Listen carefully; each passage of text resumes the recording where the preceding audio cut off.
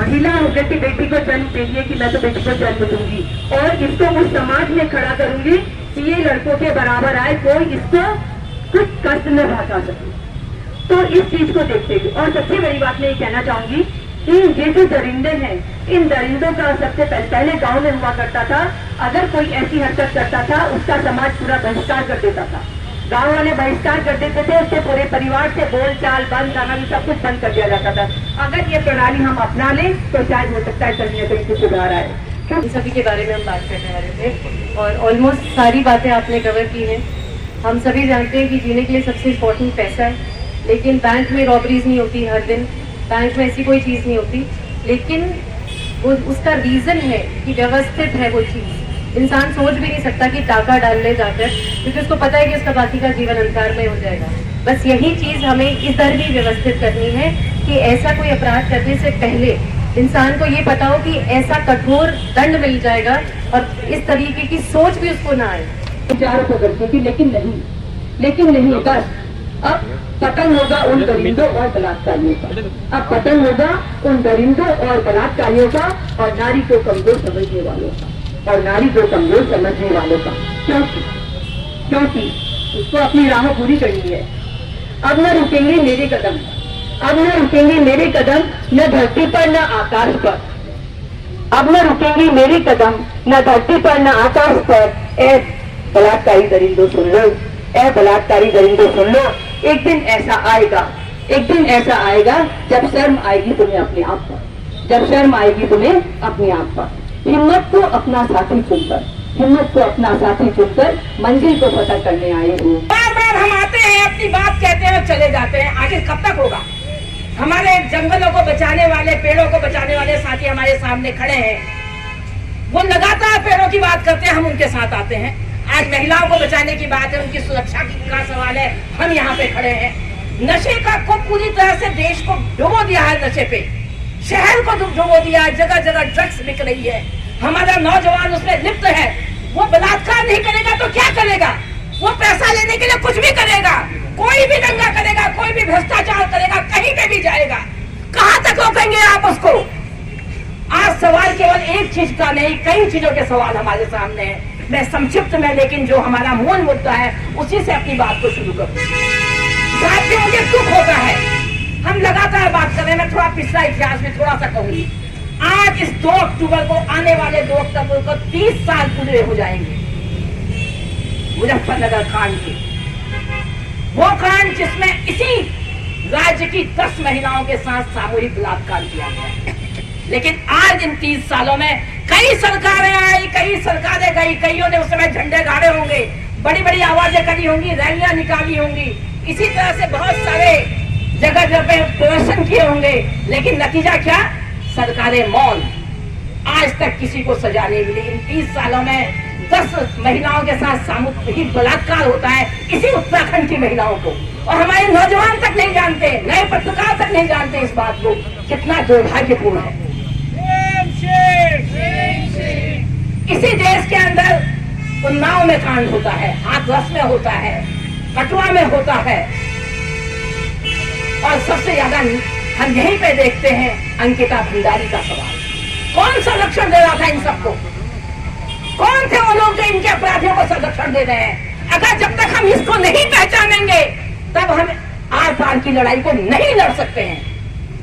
हम किस कल्चर को लाना चाहते हैं? आपको इसमें लिखा ना, रेप कल्चर बंद करो। कैसे बंद होगा रेप कल्चर, ये बताइए? क्या इन भाषणों से बंद होगा? यहाँ पे खड़े होके होगा, या महिलाओं के लिए 2 आंसू बहाने के लिए होगा? हम बड़ी बड़ी बातें कर लेंगे तब होगा? रेप कल्चर कैसे बंद होगा? हमें इस रेप कल्चर की जो राजनीति है, जो इस रेप कल्चर को समर्थन देते हैं, आपने देखा ना मणिपुर में क्या हुआ? मणिपुर में वो एक महिला नहीं थी, उसके पीछे हजार लोग थे। एक आंख रेप नहीं कर रही थी, एक व्यक्ति रेप नहीं कर रहा था, वो हजारों लोग रेप कर रहे थे उस महिला का जो उसके साथ चल रहे थे। ऐसा भयावह दृश्य मैंने अपने जीवन में, इतने वर्ष की मैं भी हो चुकी, इतने वर्षों में मैंने नहीं देखा ऐसा भयावह दृश्य। अगर आपने वो वीडियो देखा होगा, वो आप वीडियो देख नहीं सकते। हिंदुस्तान के इतिहास में ऐसा कभी ना हुआ, और मुझे लगता है ना कभी ऐसा होगा। लेकिन उनको कौन संरक्षण दे रहा था? वहां की राज्य सरकार संरक्षण दे रही थी। लगातार 1.5 महीना हो गया, लेकिन कहीं आवाज नहीं गूंजी। अगर वो क्लिप नहीं निकलती तो दुनिया को पता भी नहीं चलता कि मणिपुर में हुआ क्या। इस तरीके से दबा दी गई थी बात, और दबाने वाले कौन थे? हमारे यही राजनेता जिनको चुनकर हम भेजते, चाहे केंद्र सरकार में भेजे और चाहे राज्य सरकार में भेजे। इनकी जिम्मेवारियां क्या है ये हमें तय करना होगा। हम अपनी जिम्मेवारियां तो तय कर लेंगे, हम अपनी लड़कियों को भी पढ़ा लेंगे, लिखा लेंगे, समझा लेंगे। आखिर लड़कियों को ही क्यों समझाया जाए? हमारा राज्य ऐसा क्यों नहीं बनता है? हमारा देश ऐसा क्यों नहीं बनता है? क्योंकि हम इनको नहीं समझाते। बहुत पहले यहाँ पे एक चैनी कांड हुआ था, इनको लगातार जिता के अपने राज्य में भेजते हैं, और वोट देने वाले कौन लोग हैं? हम ही हैं। तो मतलब हम इस कल्चर पे मोहर लगा रहे हैं। आपको इस कल्चर पे मोहर लगाने पर रोकना होगा, तोड़ना होगा। क्या आप इसके लिए तैयार हैं? बताइए, क्या तैयार हैं आप लोग? आपको तैयार होना होगा, आपको पूरी राजनीति को समझना होगा, क्योंकि आज हमको वार करना है राजनीति पे। कब तक हम इस तरह से खड़े होते रहेंगे? मैं देख रही हूँ जब से निर्भया कांड हुआ है, उससे पहले तो ऐसा नहीं होता था, लेकिन निर्भया के कांड के बाद हम लोग खड़े होते हैं। कभी हम यहाँ पे रैली निकालते हैं, कभी हम भाषण देते हैं, कभी हम लोग कोई मानव श्रृंखला बना लेते हैं। हमने भी किया है लगातार, मगर हम देख रहे हैं लगातार उससे बढ़कर अपराध हो रहे हैं, फिर उससे बढ़कर महिलाओं के साथ अपराध हो रहे हैं। महिला हिंसा लगातार बढ़ रही है और रूप लेकर, भयावह रूप लेकर आ रही है वो महिला हिंसा। क्योंकि हम अंकिता भंडारी के अपराधियों को आपने उत्तराखंड के अंदर संरक्षण दिया, आपने मुजफ्फरनगर कांड के अपराधियों को संरक्षण दिया, हाथ के जो अपराधी थे उनको संरक्षण दिया। जब तक इस संरक्षण की राजनीति को हम तोड़ेंगे नहीं, वर्तमान राजनीति के खिलाफ हम एकजुट नहीं खड़े होंगे, तब तक ये कल्चर खत्म होने वाला नहीं है। इसलिए मेरा कहना है कि ऐसे राजनेताओं का बहिष्कार कीजिए, ऐसी सरकार का अपने राज्य के अंदर बहिष्कार कीजिए। हमें यहाँ पे रेप कल्चर नहीं चाहिए, इस देश के अंदर रेप कल्चर नहीं चाहिए। क्या इनको पता नहीं होता कि क्या हो रहा है? क्या पुलिस यहाँ पे पुलिस वाले खड़े हैं, पुलिस अधिकारियों को पता नहीं होता कि इस महिला के साथ क्या हुआ है? साथियों, केवल बस मैं यही कहूंगी, लेकिन इसके साथ ही हम लोग इस समय नशे के खिलाफ एक अभियान चला रहे हैं, और मैं चाहूंगी उस नशे के अभियान में आप सारे लोग हमें साथ दीजिए। हम लोगों ने FRI के अंदर, गढ़ी कैंट के अंदर 2 हम लोग अभियान निकाल चुके हैं। कल तीसरा नेहरू ग्राम में होगा, वहीं के कुछ साथी इकट्ठा होते हैं। हम कुछ और लोगों से भी कहते हैं आप भी उसमें शामिल होइए, क्योंकि हमें लगातार चारों तरफ इस लड़ाई को लड़ना है। अपने पेड़ों को भी बचाना है, शराब के खिलाफ भी लड़ाई को लड़ना है, और महिलाओं के सम्मान की लड़ाई हमें लगातार लड़नी है। अंबर से चुन के अंगना में फिर आ जा रे,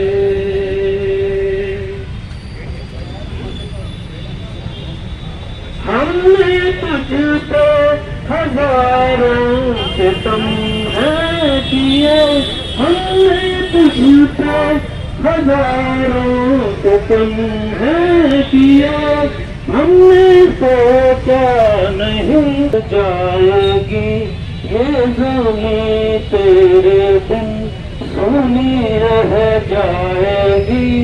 किसके दम पे सजेगा मेरा अंगना, मेरी चिड़ैया मेरी चिड़ैया अंगना में फिर आ जा रे।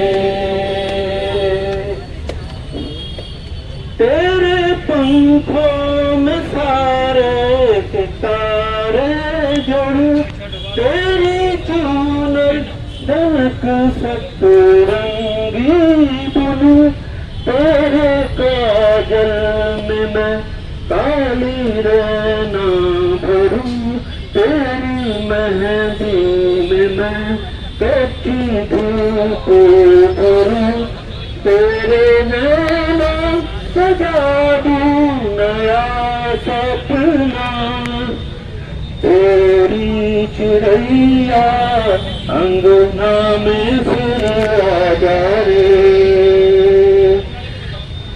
तेरी चिड़ैया नन्ही सी चिड़िया आजा रे। धन्यवाद। हमारे बीच में बहुत सारे वक्ता हैं, हमें सबको थोड़ा थोड़ा टाइम देना पड़ेगा और हम सबको बुलवाएंगे। कि इस तरह की कोई भी घटना न्यूज़पेपर में आती है तो हम पेज पलट देते हैं। इतना नॉर्मल हो गया हमारे लिए ये चीज कि बहुत विडम्बना की बात है। और मुझे लगता है कि इसी तरह से अगर सरकारों पे सभी पे प्रेशर बना रहे कि जल्दी से जल्दी क्राइम का जो भी सीन है उस पे एक्शन हो सके। और बहुत जरूरत है छोटी उम्र से सभी बच्चों के साथ काम करने की, क्योंकि ये दो लिंगों की लड़ाई नहीं है, ये दो सोच की लड़ाई है, दो तरीके बहुत ही लचर किस्म के सिस्टम की लड़ाई है। और ये सोच को चेंज करने का तरीका स्कूल और कॉलेज से बेहतर कोई ग्राउंड नहीं है जहाँ थिंकिंग को बदला जा सकता है।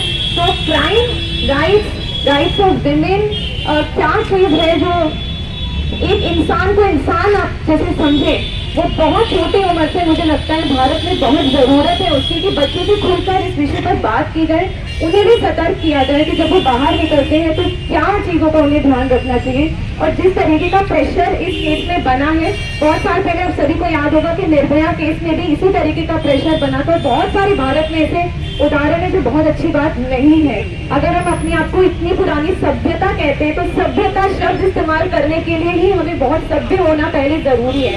तो आगे से हर जगह हम जाएं, इस इशू को उठाएं और जितनी भी गवर्नमेंट से कोई भी हो उस पर इस तरीके का प्रेशर बनाए रखें। आप अखबारों के जरिए, टीवी के जरिए, सोशल मीडिया के जरिए जरूर बार बार इस इशू को लिखें और ये नहीं सोचिए कभी भी कि क्राइम हुआ है तो तभी इस पे बात करनी है। तो ये बहुत स्पोरेडिक किस्म का रिस्पॉन्स है। लगातार इस पे बात जब होती रहेगी, छोटी उम्र के बच्चे जिनके भी घर में हैं उनसे ये बात होती रहेगी, तब मुझे लगता है कि उम्मीद है कि हम एक बदलाव जो हम धीरे धीरे देख रहे हैं वो बदलाव भी हम लोग देखेंगे। और इस तरीके की जो क्राइम्स है जो हमारे आंखों के सामने इतने नॉर्मल हो चुके हैं अखबार में, वो शायद नहीं होंगे। तो मैं ज्यादा आप लोगों का समय नहीं लूंगी क्योंकि मुझे लगता है बाकी भी वक्ता लोग हैं। So thank you sir, thank you. बहुत सारे वक्त हैं तो सबको चाहूंगा कि वो 2-3 मिनट में अपनी बात समाप्त करें। बेटियां हमारी प्रायोरिटी है, सबसे सारी बेटियों का रक्षा हम हर हिंदुस्तानी के हाथ में है। बोलना आसान है जय हिंद, ये हमारा कर्तव्य है कि हर लड़की, हर बेटी जो रोड पे घूम रही है उसके रक्षक का उत्तरदायित्व हम खुद लें। कृपया मेरे साथ एक बारी जोर का सब बोले, जय हिंद हिंदुस्तान की बेटियों के लिए। जय हिंद हिंदुस्तान की बेटियों के लिए। साथियों, हमने एक मांग पत्र बनाया है सरकार के लिए। मैं चाहूंगा अनूप नोटियाल जी से कि अच्छा, हमारे बीच में आशा डोभाल जी दाद से हैं और दाद संस्था के बारे में आपको मालूम होगा, बहुत बड़ा काम कर रहे हैं। पेड़ उगाने के अलावा लोगों को स्कॉलरशिप 40 लाख रुपए अभी बच्चों की डोनेशन दी है उन्होंने बच्चों की पढ़ाई के लिए। तो मैं आशा डोभाल जी से अनुरोध करूंगा कि वो आपको कुछ शब्द कहें। थैंक यू सर ये मौका देने के लिए। और आज इस मौके पर शब्द तो निकलते ही नहीं है कि क्या हो जाता है। करण गुप्त की 2 पंक्तियां याद आती हैं, अबला जीवन हाय तुम्हारी यही कहानी, आंचल में है दूध और आंखों में पानी। इतने सालों के बाद ये उस समय की कविता थी जब महिलाएं बहुत अल्पशक्त थी, लेकिन कहीं न कहीं आज भी ये चरितार्थ हो रही है। आज भी इनको हमारी बेटियों के साथ जो व्यवहार हो रहा है वो आज भी लगता है कि कहीं न कहीं ये सच है। हमारा जो समाज है, हमारी बेटियां हैं, जिस तरह से हम उनकी रक्षा नहीं कर पा रहे तो हम ही कहीं न कहीं दोषी हैं। लेकिन हमारा समाज जब मिलके खड़ा होगा कि हमें इन बेटियों की रक्षा करनी है तो क्यों ना हम कर पाए। जो समाज में इतनी ये जो लगातार एक के बाद घटनाएं होती जा रही हैं तो कहीं ना कहीं जिम्मेदारी तो हम सबको लेनी पड़ेगी। कलकत्ता में जो हुआ इस कांड में, अब आप ये सोचिए कि वो क्या इस दिन के लिए हम माँ बाप अपनी बेटियों को पढ़ाते हैं कि हमने उनको पढ़ने के लिए बाहर भेजा और कोई दरिंदा आए उसकी असमत लूटे और उसको जान से खत्म कर दे। तो क्यों हम अपनी बेटियों के साथ इस तरह का अत्याचार होने दे रहे हैं। इस दुनिया में आना चाहती है, वो क्या करना चाहती है इस दुनिया में आकर, क्योंकि हमारा समाज जिस गति से आगे तो बढ़ रहा है, लड़कियां जन्म लेती हैं और चाहती है कि हम भी इस समाज को बदलें, क्योंकि समाज की सोच ने जो है लड़कियों को गर्भ में पहुंचा दिया है। अब वो ऐसा करेगी कि इस समाज को बदलने के लिए मजबूर कर देगी। क्या चाहती है आज की बेटी? मैं आज की बेटी हूँ, मैं आज की बेटी हूँ, इतिहास रचाने आई हूँ मैं आज की बेटी हूँ, इतिहास रचाने आई हूँ मैं, पढ़कर जिसे गर्व महसूस करे सबको इतिहास बनाने आई हूँ मैं। बेटी हूँ आज की, बेटी हूँ आज की, खुले आसमान में उड़ने आई हूँ मैं। बांध अपनी जिम्मेदारियों को सर पर, अपने सपनों को पूरा करने आई हूँ मैं। सोचा था, वो बेटी कह रही है कि मैंने क्या सोचा था, जब धरती पर आकर के देखती है क्या हो रहा है। अब अपने जुल्मों का शिकार नहीं बना सकता कोई मुझे। मैंने सोचा था कि अपने जुल्मों का शिकार नहीं बना सकता कोई मुझे, अपने गगन को सितारों से सजाने से नहीं रोक सकता कोई मुझे, अपने गगन को सितारों से सजाने से नहीं रोक सकता कोई मुझे। लेकिन इस समाज के दरिंदों की मानसिकता ने, लेकिन इस समाज के दरिंदों की मानसिकता ने गलत पहचाना मुझे, अपनी हवस का शिकार बनाना चाहा मुझे। ए दरिंदो न समझो कमजोर मुझे, ए दरिंदो न समझो कमजोर मुझे, न समझो लाचार मुझे। अंतरिक्ष में परचम लहराने आई हूँ मैं, अंतरिक्ष में परचम लहराने आई हूँ मैं। न मैं डरती अब खाई से, न मैं डरती अब खाई से, न मैं डरती ऊंचाई से। पर्वत के शिखरों पर तिरंगा फहराने आई हूँ मैं, पर्वत के शिखरों पर तिरंगा फहराने आई हूँ मैं। हाँ मैं दोस्तों, ये जो आज जो हम यहाँ पर सब एकत्रित हुए हैं, आज से कुछ माह पूर्व हम लोगों ने एक देहरादून सिटीजन फोरम का गठन किया है। तो ये देहरादून शहर के नागरिकों का एक साझा प्रयास कह सकते हैं कि सभी लोगों को जोड़ने का प्रयास है। और देहरादून सिटीजन फोरम यानी DCF की मूल अवधारणा इस शहर में जो पर्यावरणीय मुद्दे हैं, सामाजिक मुद्दे हैं, उसको लेकर के आगे बढ़ने की। तो ये जो घटनाएं या दुर्घटनाएं हमारे बीच में हुई, इसने हमें प्रेरित किया और झकझोरा कि हम इसको लेकर के भी कोई ना कोई इस तरीके का यहाँ पर हम लोग आपस में आकर के बातचीत करें।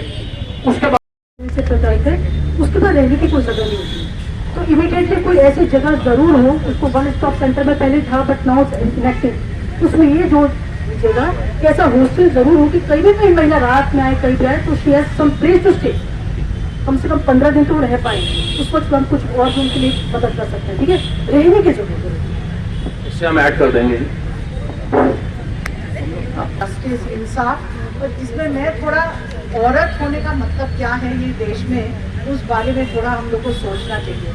क्योंकि हम लोग घर से निकलते हैं, जो भी हमारा उम्र है, जैसे भी निकलते, डर है हमारे कि मैंने ये स्लीवलेस पहना है, क्या होगा मेरे साथ, मेरा बाल लंबा है, क्या होगा मेरे साथ। और वो डर है पब्लिक सेफ्टी के ऊपर, जो हमारे देश में है ही नहीं। हम लोग रोज जाते हैं, निकलते हैं घर से डर लेके, और वो डर हम लोग का घर में पैदा होता है। वो डर पैदा होता है जो लड़के को सिखाया नहीं जाता है, जो लड़के लोग को बोला जाता है कि आप सुपीरियर है, ये लड़की को खाना बाद में मिलेगा। ये सब से ये सब शुरू होते हैं। तो हमारा समाज में कुछ टूटा है, ऑलवेज टूटा था, और ये जो हो रहा है हमले हमारे चारी तरफ, ये नहीं है, ऑलवेज हो रही है, ऑलवेज होती है और ऑलवेज होएगी, जब तक हम लोग अपने आप को कुछ सिखाएंगे नहीं कि ये मेरा हक है ये देश में जीने का, मेरा पूरा हक है, जैसा इनका हक है, इनका हक है, ये जो हम लोग सब ये साइड पे है, हमारा भी वही हक है, और वो हक हम मान लें वापस, हमसे, गवर्नमेंट से नहीं, बाकी किसी से नहीं, अपने आप से मांग लें। Thank you. महिलाओं की सुरक्षा, भारत माता करे पुकार, भारत माता करे पुकार, हम सबने ठाना है, बेटियों को बचाना है, हम सबने ठाना है, बेटियों को बचाना है। नारी सुरक्षा, सुरक्षा, नारी सुरक्षा, सुरक्षित समाज, सुरक्षित नारी, सुरक्षित समाज, सुरक्षित नारी, देश की नारी करे पुकार, देश की नारी करे पुकार, बेटों बेटों को भी दो संस्कार, बेटों को भी दो संस्कार। धन्यवाद। हमारे बीच एकत्रित हुए हैं ये बताने के लिए कि हम क्या कर सकते हैं। मेरे विचार में चैरिटी बिगिंस एट होम। अगर हम घर में ये डर पैदा करें, मैं देखता हूँ घर में डर नहीं है चीज का। कोई भी चीज होती है, डिसिप्लिन की बात होती है, किसी की बात होती है, डर नहीं है। हमें अपने घर में बताना पड़ेगा, देखिए ये चीज में डर है, ये गलत है, इसको नहीं करना है। क्या ये चीज हमारे देश के लिए ठीक है, ये गलत है? हम देश के बारे में सोचते नहीं, हम सोचते हैं बस ठीक है, जो हमने कर दिया ठीक कर दिया। लेकिन नहीं, हमें घर में ये डर पैदा, बच्चों में डर पैदा करना पड़ेगा कि देखिए हमें ये चीज गलत है, उसको नहीं करना है हमने। अगर वो गलत करता है तो उसको आगे सुनाए, उसको हम बताते नहीं, छुपा लेते हैं, लेकिन नहीं, गलत बात है ये। बताया गया है कि औरतों के लिए बहुत सारे लॉज लिए गए हैं और बहुत सारी चीजें की गई है, पर आज भी इतने दिन बाद भी मैं यहीं खड़ी हूँ। और ऐसे कई स्कूल और कॉलेजेस हैं जहाँ पे नए रूल्स लिए जा रहे हैं, पर वो आदमियों की तरफ नहीं कि उन्हें सिखाया जाए, उन्हें पढ़ाया जाए कि वो ऐसा ना करे। मैं स्कूल में जाती हूँ, मुझे रोज पढ़ाया जाता है कि मेरे साथ ये कैसे हो सकता है, तो इससे कैसे बचे, इसके लिए क्या करना चाहिए। पर यही चीज मेरी उम्र के लड़के साथी, उन्हें ये नहीं सिखाया जाता है। तो अगर ये जब शुरू नहीं होगा तब तक हम कैसे देश बदलेंगे। तो मेरा ये अनुरोध है कि जितने भी स्कूल हैं उनमें ये बताया जाए बच्चों को कि ये बहुत गलत बात है, और दूसरा उन्हें इस चीज की शिक्षा दी जाए कि ये जो भी कर्म है ये सही नहीं है। किसी नारी का सम्मान पे अगर आप हाथ लगाते हो तो वो बर्बाद भी कर सकती है आपको। ये सोच उनके दिमाग में होनी चाहिए।